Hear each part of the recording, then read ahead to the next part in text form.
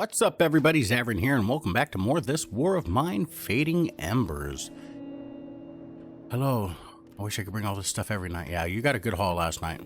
Anyways, now we need to figure out exactly what we're going to be doing. Oh, no. This is the lady with the books, and they're gone. Or, no. This might be Maria. Come on, Anya. Let's get over here. Hopefully this isn't the lady with the books. Hear me out, please. Okay, let's talk. Maria, did you bring any news about Melina? No, I hoped to see her here with you. She still hasn't come back? Not yet, but she will. She must. She doesn't have much time. The military's preparing something big for tonight. Trucks have been going in and out the whole day, loading heavy weapons and explosives. They're going to bomb us again. Probably. I heard some soldiers talking and bragging about it. One of them said that they were going to set the sky on fire tonight. It's not safe here. You should consider leaving as soon as possible. We can't leave now, not without Melina. But we'll prepare for the worst case scenario. Thank you. Okay, cool. So I think that's kind of it. You need to go to bed. We'll read your bio here in a minute.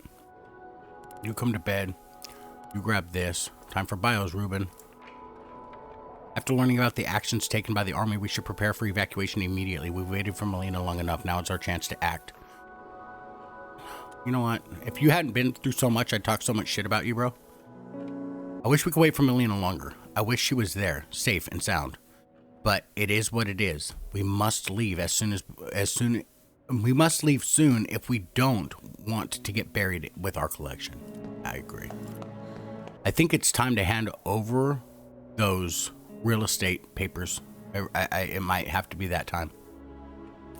Maria came to the museum again.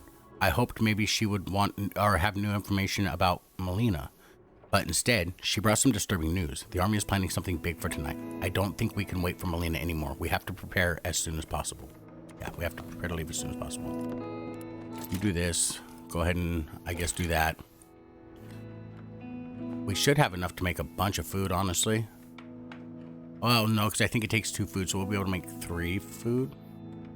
Which isn't good, but it's better than nothing. But there's nothing else to prepare here, right? Come over here.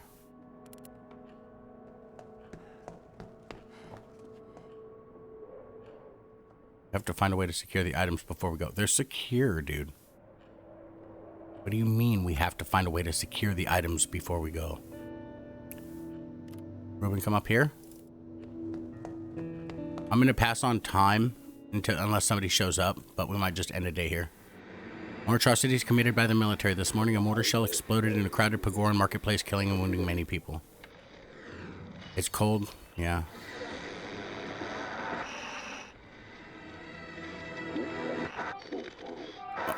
Fire gutted the Philharmonic, destroying... Yeah, we read that already. Okay. Yeah, I think we're just going to pass time on. So I'll be back with you guys unless somebody shows up. We want to make the food. The water is our only deficit, but we can make 4. That's fine. Anyways, I'll be right back. I decided to end a day. Let's see what happens here. We might have to wait for this.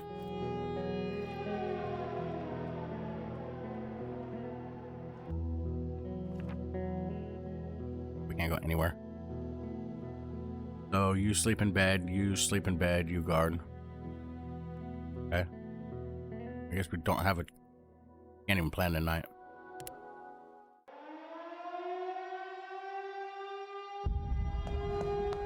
Oh, shoot.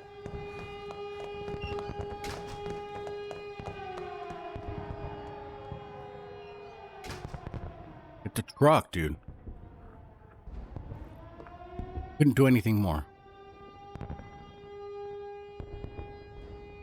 We have to run away.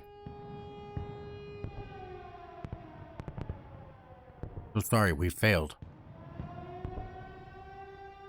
I don't think we failed. There's nothing we could have done. I kept trying to leave and you guys kept saying no.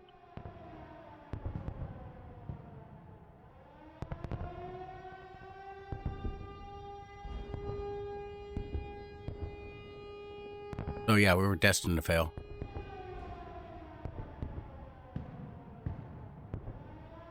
The Museum Pagoran has been destroyed. You have failed to save the collection. How? How did I fail? Like, really, how did we fail? It doesn't make sense. Meeting Reuben. The stranger I sheltered came to. He said his name was Reuben. He told me about the pogrom. Alert to safety. After my collection was damaged in the fire, Melina, the curator, insisted I move in with her to the museum. My neighbor Tito survived. I brought him some fuel so he could keep the deadly cold away during the long nights. We moved to the museum to be safe. It seemed like it was the worst days of my life. Adam, who single-handedly runs a house for war orphans, desperately needed fuel to keep his charges warm. Sorry. I brought Adam some fuel so he can keep his orphans warm. They had no one else to turn to. My necklace was the price I had to pay for the truck parts. I gave up another part of my childhood for the future. And then we lost it all. We secured the most priceless artworks before the collapse. I couldn't help but think about it. We had to sacrifice. I decided to give the collection of fables to Adam's kids. I felt good about it all day. People who control the tunnels out of the city demanded a valuable manuscript for smuggling the kids to safety. We acquired a truck, fixed it, and started to prepare the collection for evacuation. We just needed a safe place to go. Maria, a cook from the military's warehouse, told us that Melina was being held there. Reuben took other people's supplies.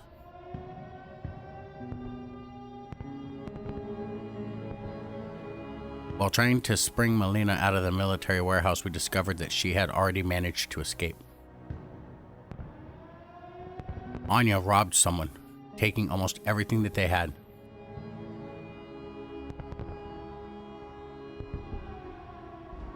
The night our nightmares came true.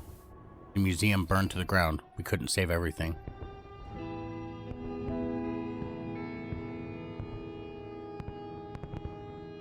War caused irreparable damage to cultural heritage of Pagoran, but with the sacrifices we made, Anya, Melina, and others, many of the priceless treasures would have been lost. A tale of the Roscoe's Brothers collection, the children's books entrusted to the care of the museum.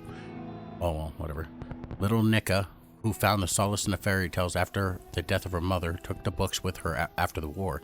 Years later, she read the fascinating stories about the brothers of old Graznavia to her own children. See, I knew they'd be safe.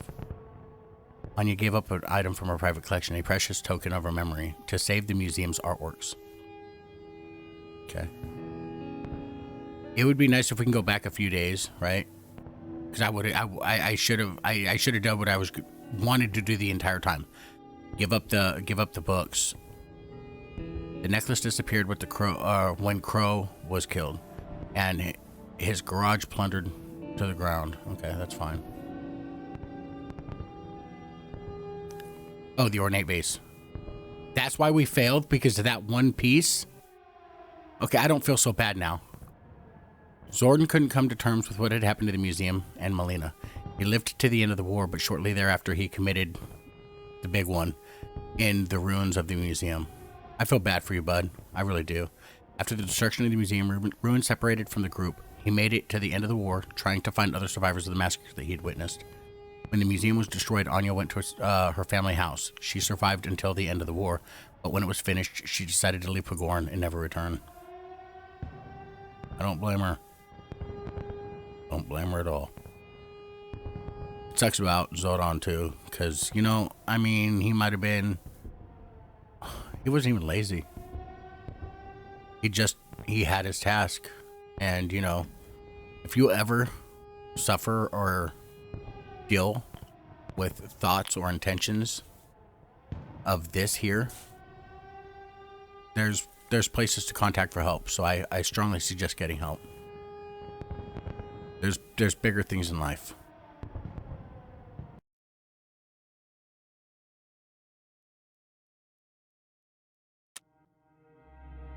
So I guess this is where we're gonna end it. Yeah, there's nothing we could do here.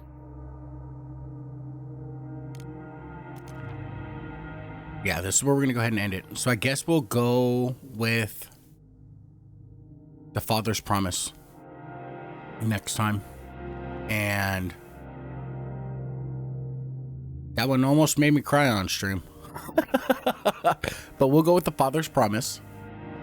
And yeah, so thank you guys for stopping by. Thank you for liking, subscribing, and ringing the bell. Leave me a comment below. Let me know what you thought about it ending. Do you think we should maybe do another run of Fading Embers and actually save that vase to see if it changes the outcome, which is kind of what I want to do. So we'll do that, like a Fading Embers Season 2, and we'll save everything. And yeah, so as always, you guys have yourselves a great day.